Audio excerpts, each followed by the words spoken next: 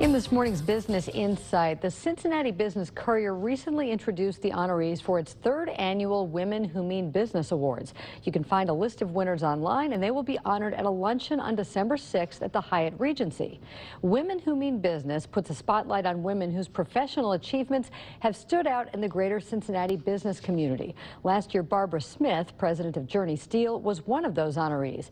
Well, Journey Steel was recently named by Fortune magazine as one of the 100 fastest growing inner city businesses in the U.S. Barbara Smith joins us this morning. She is in the studio with Kelly Snyder, Market Engagement Director for the Business Courier. Barbara and Kelly. Thanks, Peg. Barb, thanks so much for being here. It's been such a pleasure to get to know you over the last year and learn your story.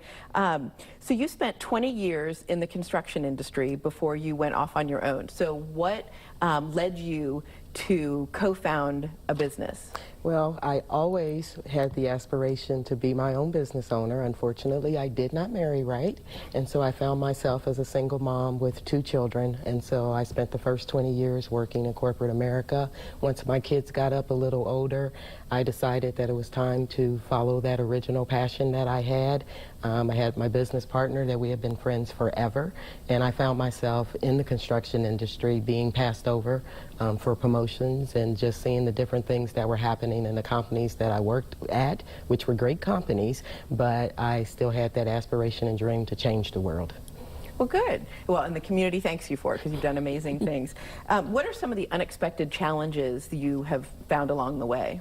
One of the immediate unexpected challenges, I found that everybody didn't love me as much as I thought they should have and give me work. But being a minority-owned, woman-owned steel fabricating and erection company, which is one of one in this area, I felt that just doing that and knowing that diversity was big, that jobs would come easily, and that was one of the big challenges I had to overcome, that even though I had all of these certifications and everyone was saying we need diversity, being in the industry as long as I had been in, I found out that, you know what, that's just something that may get the door open, but you still have to perform, you still have to be in a position to be a company that has to take out the competition that was already there.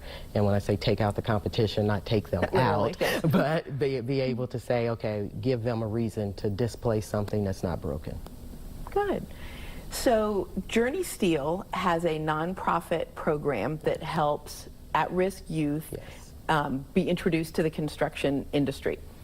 Recently, the very first female has graduated from your program, and she is in the apprenticeship program at the Iron Workers Local 44. Yes.